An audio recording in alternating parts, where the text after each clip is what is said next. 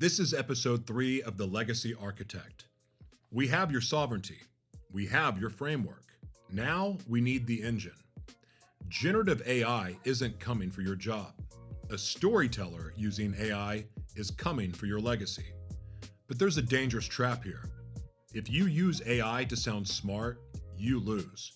If you use it to amplify your soul, you win. The agitation, the uncanny valley of trust. We are living in the Slop era. The internet is drowning in AI content. Humans have a biological radar for the uncanny valley. When we read text that is perfectly average, which is what ChatGPT produces, our subconscious flags it as a threat. It feels dead.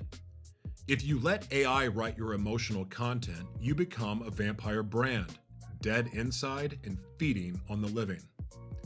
Trust is the currency of the future. AI is inflationary to content, but deflationary to trust. The Omnimedia moment. This broadcast is brought to you by Omnimedia Architecture. We use AI as a symbiote. We teach the media company in a box concept where AI handles the structure, but you handle the soul. Here's the architecture. The analog moat. In a world of infinite digital scale, the only thing that gains value is what cannot be scaled. We call this the analog moat. You need to build experiences that AI cannot forge. The tactics, unedited audio, raw voice notes with background noise. AI cleans things up because reality is messy. Messiness is now a trust signal. Physical touch, handwritten letters to your top 50 clients. Live unscripted streams. AI can generate video, but it can't riff in real time, not yet anyway. Use AI for the skeleton, SEO, formatting, scheduling. Use your humanity for the flesh. Symbiotic Syntax. Inject your specific failures into the AI prompt. AI cannot hallucinate your pain. Your pain is your proprietary data. Let's ground the technology. Picasso once said, "Computers are useless. They can only give you the answers." The value in the future of work is not the answer. It is the question. AI gives answers. Humans ask the questions that matter. Your job is no longer to be the encyclopedia. It is to be the philosopher. Is your content efficient or is it effective? A machine is efficient. A human is effective. Want the tools? Go to JoshuaTBerglan.com and search for AI or media. Technology is the amplifier, not the source. You are the source.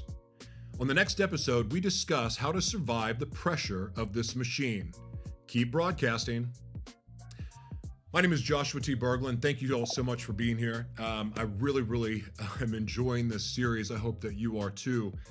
There's a ton of information here, but I wanted to tell you on my website, I just announced the search engine that you can use. I have an amazing Google-powered search engine built into my platform where really that is the best way to maximize all of the free resources on my page.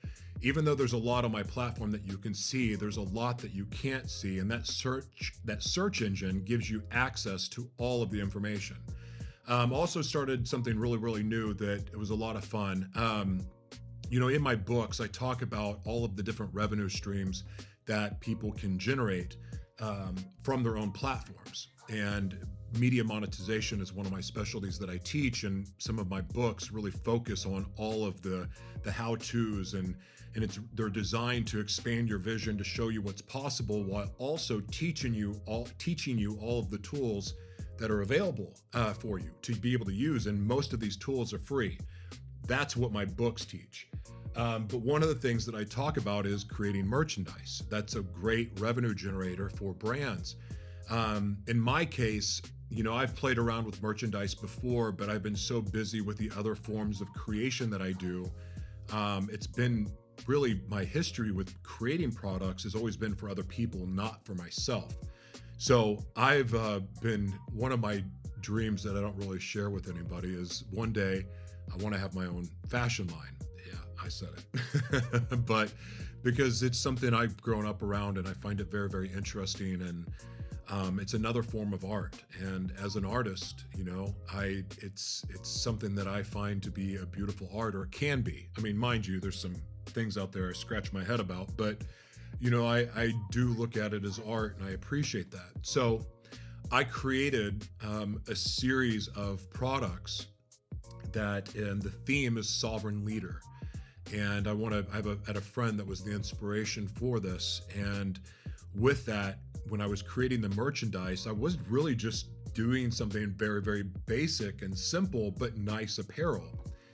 And when that seed was planted, it just inspired so many different ideas. And so I created a merchandise series of products.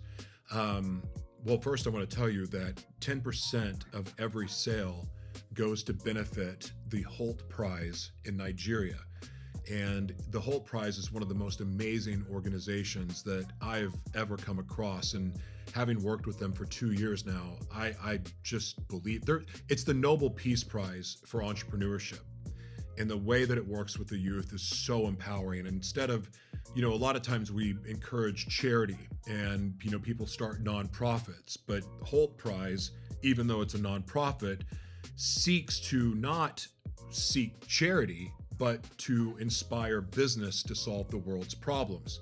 So it's a global competition, and I've been blessed to work with the Nigeria team, actually several different teams in Nigeria for a few years now, and it's been one of my greatest honors. So everything, all of my services on my website, and then also even the merchandise, 10% of the sales go directly to Hult Prize, because it's something I really believe in. But what's exciting about this merchandise is you're not wearing world's mayor swag from the sense of you're wearing things to promote me. I created pieces that would be fun to wear for anyone. Like, I didn't want, I'm not trying to get people to go out and promote me. That's not what my objective is. By promoting this apparel on my podcast or in anything I do for that matter, it's meant to be a fundraising tool, but also I wanted to create some really awesome designs. So on my website, you'll be able to see that. I think it says World's Mayor Gear. I'm going to change that title, but I just threw that up there for now. But there's some really cool, fun merch that would just, it's got everything from dog clothes and to dog tags. You got everything from women's clothes, men's clothes, unisex. Which would we say omnisex now? But that's another conversation. Anyway, it's fun. And what I did was I used the term sovereign leader and created pieces of art inspired by my favorite artist. And there's a fun mix there. Picasso, Van Gogh, Dali. So there's some fun stuff there. So check it out. Like, even if you don't buy anything, just check it out because it's a lot of fun. I think there's like 70 items now. And as the more I get creatively inspired, I'm going to be creating different series and tapping into different forms of creativity to create merchandise because, well, it's fun.